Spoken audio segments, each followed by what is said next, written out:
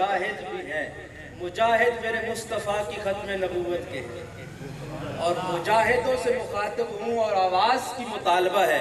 آپ حضور کی عزت کے لیے جان دینے کے لیے تیار ہیں؟ ہاتھ کھڑا کر کے۔ اولاد قربان کرنے کے لیے تیار ہیں؟ مال قربان کرنے کے لیے تیار ہیں؟ سب کچھ حضور کی عزت پہ قربان کرنے کے لیے تیار ہیں؟ یہ تو ارادہ ہے، جب حضور کی عزت کی بات آئے گی تو ہم سب کچھ قربان کریں گے انشاءاللہ۔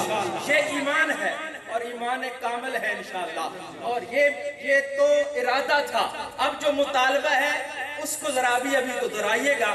تاجدار ختم نبوت، تاجدار ختم نبوت، ہمارے مہمان حضرت مولانا اکبر علی نقشبندی صاحب تشریف فرما ہے۔ صرف ایک منٹ آپ کا لوں گا۔ مرزا غلام احمد قادیانی اس صدی کا وہ دجال ہے جس نے ٹکر بھی لی ہے تو میرے مصطفیٰ کریم کی ختم نبوت کے ساتھ۔ اور ہماری پنجابی میں ایک کہتے ہیں نا، کہاوت ہے، رب رسے تمت خسے، رب رسے تمت خسے، اور رب اس سے ناراض ہوا پھر اس کی عقل بھی معاف ہوئی۔ اس کی کتابیں اٹھا اٹھا کے پڑھیے، جو اس نے گند لکھا ہے اس کے سمجھ ہی نہیں آ رہی تھی کہ میں لکھ کیا رہا ہوں، پڑھنے والے کیا کہیں گے، سننے والے کیا کہیں گے۔ اس نے اپنی کتاب میں لکھا، رسول اللہ بھی فرشتہ ہوتا تھا، میرے اوپر بھی فرشتہ آتا تھا، ان کے اوپر فرشتے، ان کے اوپر جو وحی لے کے آتا تھا اس فرشتے کا نام کیا ہے؟ جبرائیل امین۔ سارے کہیں جبرائیل۔ اور ایک ایمان کہتے ہیں میرے اوپر بھی فرشتہ وحی لے کے آتا تھا۔ اور بابا تیرے اوپر فرشتہ وحی لے کے آتا تھا، نام کیا ہے؟ کہتے ہیں ٹیچی ٹیچی، کہتے ہیں ٹیچی ٹیچی۔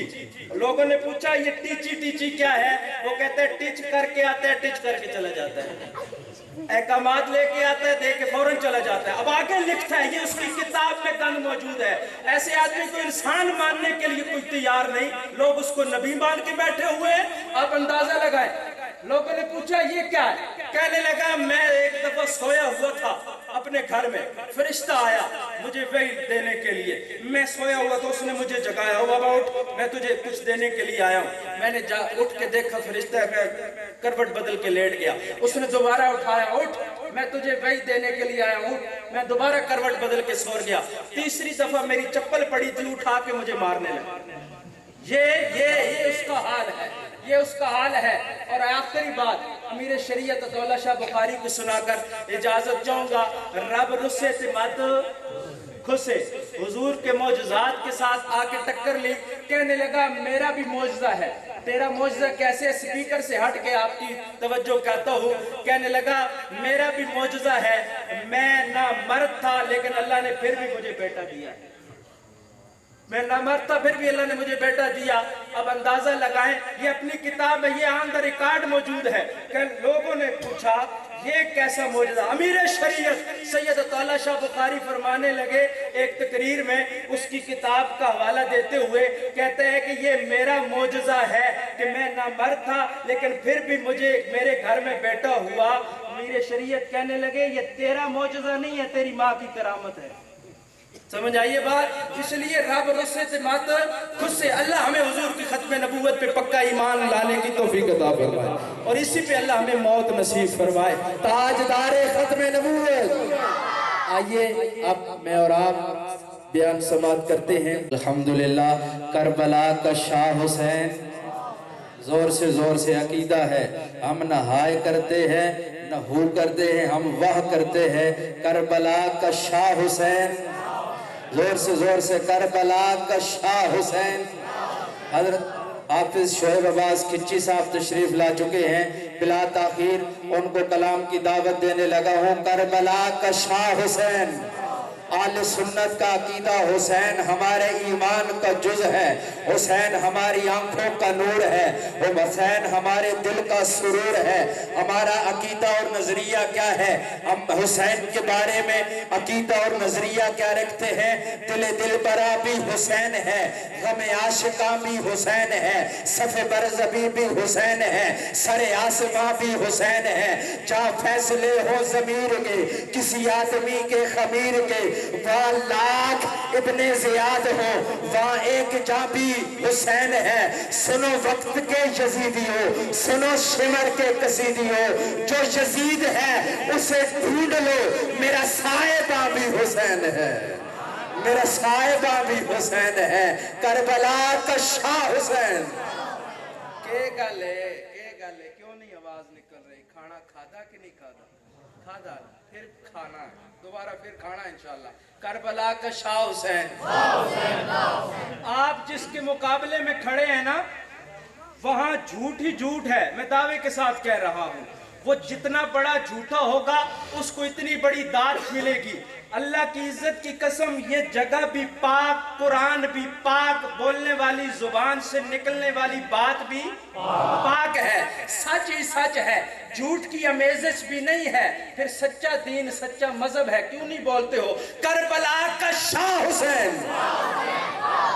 تشریف لا رہے ہیں خوبصورت آواز انداز کے مالک، چہرے پہ قرآن نظر آیا، قرآن کے چہرے پہ قرآن نظر آیا۔ یہ بھی قرآن بڑا پرانا کلام آپ نے سنا ہوا ہے، یہ بھی قرآن جو 30 پاروں میں موجود ہے، اور وہ بھی قرآن جو مکہ کی گلیوں میں چلتا رہا۔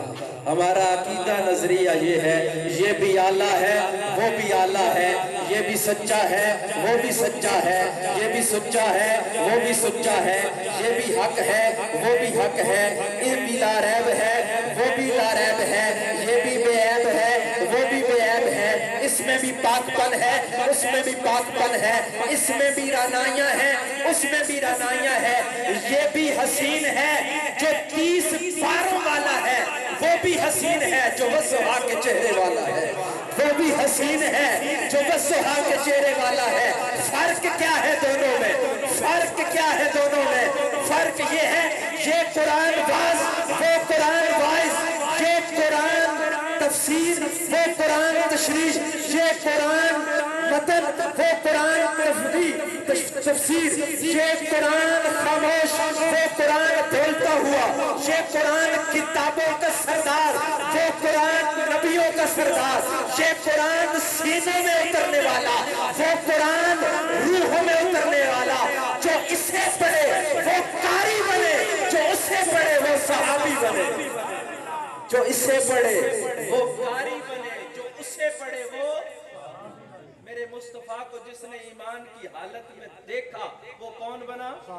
زور سے کون بنا؟ صحابی بنا۔ صرف دیکھنے سے بندہ صحابی بن سکتا، لیکن ایمان قبول کیا، ایمان کی حالت میں جس نے میرے مصطفیٰ کی مجلس اختیار کی وہ کون بنا؟ صحابی بنا۔ جو اس سے پڑھے وہ قاری بنے، جو اس سے پڑھے وہ صحابی بنے۔ میں نعتیہ کلام کے لیے دعوت دوں گا اس ادارے کے ننھے